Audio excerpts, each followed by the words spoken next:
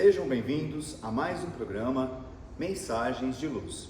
Estamos abordando o livro Palavras de Vida Eterna, que foi psicografado por Francisco Cândido Xavier pelo Espírito de Emmanuel. Eu sou Luiz Otávio, colaborador da Fraternidade Espírita Obreiros do Bem. Hoje, pela primeira vez aqui conosco, tenho a honra e o prazer em receber nossa querida Renata. Tudo bom, Renata? Tudo bem. Obrigada. Para mim é uma honra, e um prazer muito grande estar aqui com vocês. Então, Renata, nós chegamos no capítulo 127 do mencionado livro. Você poderia nos dizer qual que é o título deste capítulo e a qual frase ele se refere? Bom, o título é Chamamento Divino, E aí ele diz assim: disse ao servo: sai depressa pelas ruas e bairros da cidade, traze aqui os pobres, os aleijados, os mancos e os cegos. Isso está lá em Lucas 14, versículo 20. Então é uma frase de Jesus. Frase de Jesus. Então, Jesus está dizendo para trazer esse tipo de pessoa, E Emmanuel começa descrevendo a respeito dessa frase de Jesus, falando que muitas pessoas, para colaborar com o próximo, alegam que ou não estão prontas, alegam certos impedimentos. É nesse sentido mesmo? Eu fiz um pequeno estudo, com relação a essa parte, do texto que trouxe para mim. Um contexto? Eu fiz um breve resumo com algumas explicações, do meu entendimento, óbvio. Mas eu pude perceber que quando Jesus se refere aos mancos, aos aleijados, é uma forma, como uma metáfora, aplicada aos nossos dias de hoje. Então, quando ele se refere aos mancos, aos aleijados, às pessoas, ele trata especialmente dos nossos defeitos, das nossas imperfeições, das nossas limitações, E não no sentido real, literal mesmo, do contexto, de dizer traga-me um pobre. Não é um pobre, Traga-me um pobre talvez de uma virtude que para ele, não seja ali tão representativa, mas que para Jesus é, Então, traga as suas imperfeições até a mim, serve-me mesmo imperfeito, E assim, tem vários... E é esse sentido, não é, Renata? No sentido de trazer para servir, Sim. Porque a gente poderia pensar que está no contexto de trazer para ele curar, para ele não é isso, Não, eu não... Bom, pelo menos eu não achei isso dentro do texto. Eu enxerguei que os nossos defeitos, as nossas mazelas, elas não são impedimentos para que a gente viva dentro da doutrina, para que a gente viva os ensinamentos de Jesus. Nós não somos perfeitos, mas mesmo assim somos acolhidos. E o trabalhar e o servir, a Jesus não quer dizer que eu sou perfeita e nunca vou ser. Vou alcançar o meu estágio de progressão, mas em quanto tempo, Sim.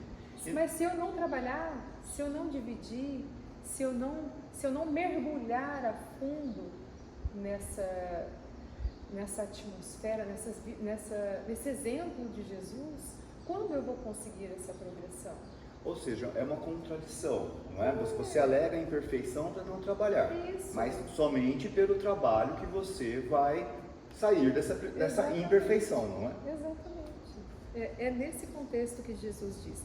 E aí eu destaquei alguns pontos que falam assim, por exemplo, todos são chamados a Jesus.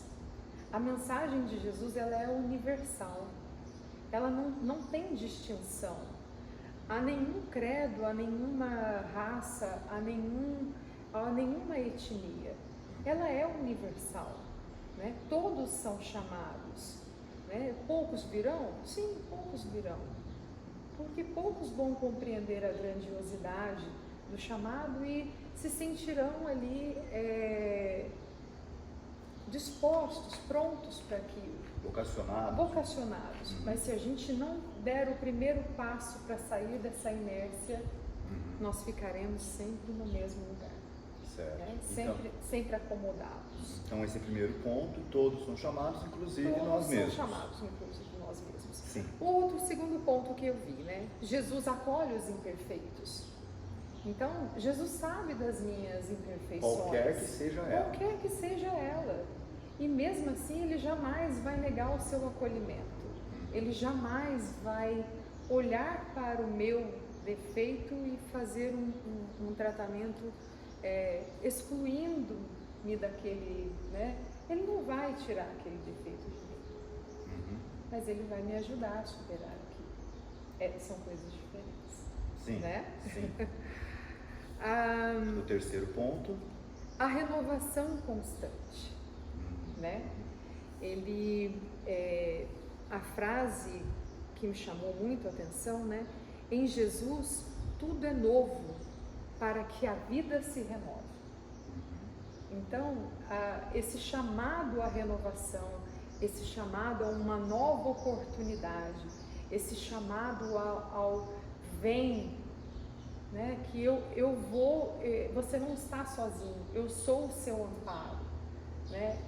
A cada dia você tem uma oportunidade de renovação, eu sou a fonte dessa renovação, né? É um outro ponto. Nós sempre podemos construir um novo futuro. Sim, nós sempre podemos começar de novo. Independentemente de qualquer coisa que tenhamos feito. Independente dos seus erros, das suas mazelas, dos seus defeitos, de todos esses detalhes. Certo. Nós sempre temos uma nova oportunidade de renovação. Né? O trabalho no bem é como um remédio para a alma. Então, esse trabalho do bem não significa também no sentido literal de trabalho, né? Mas ações positivas. Sim. Né?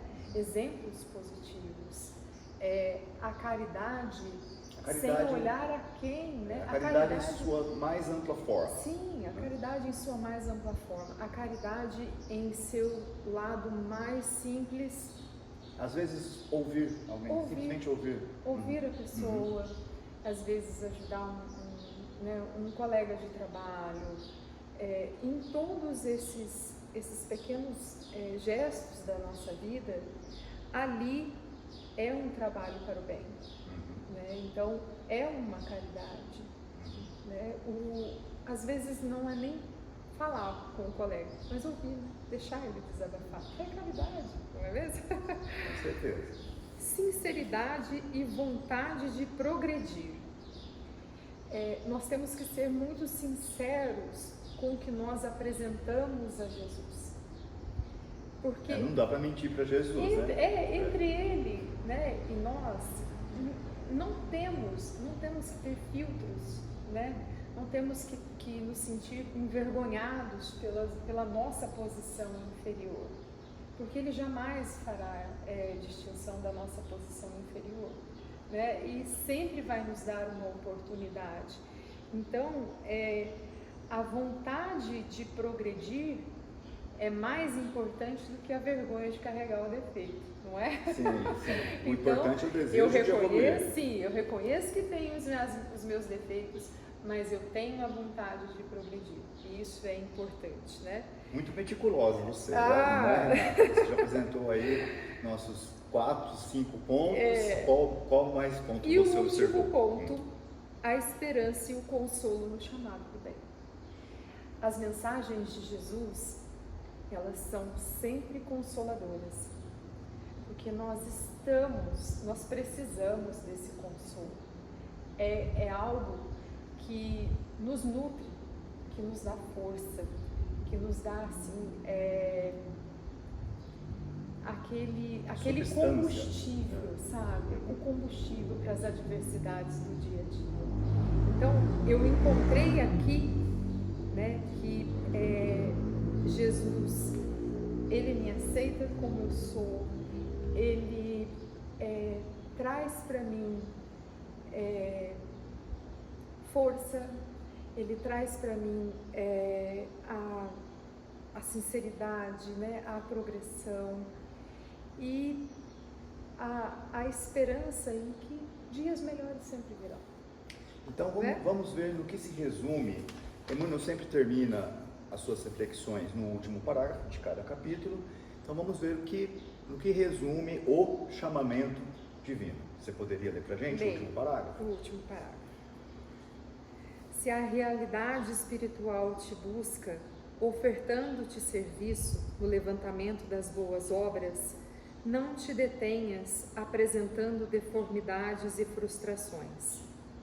No clima da Boa Nova, todos nós encontramos recursos de cura e reabilitação, reerguimento e consolo.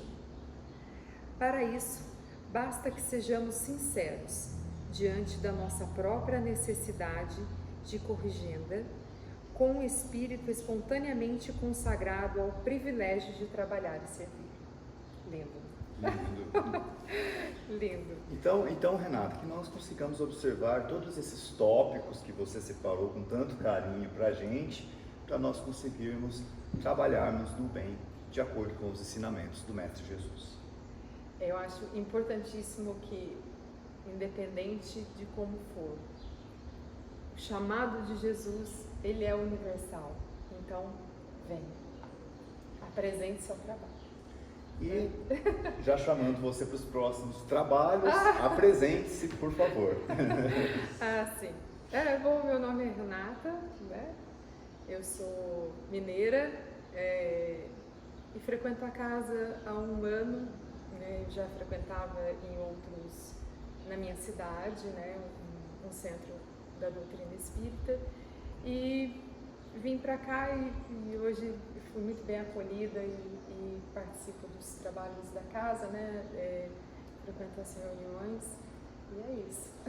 Muito bem, então nós vamos contar com a Renata nos programas vindouros. Até a próxima! Até!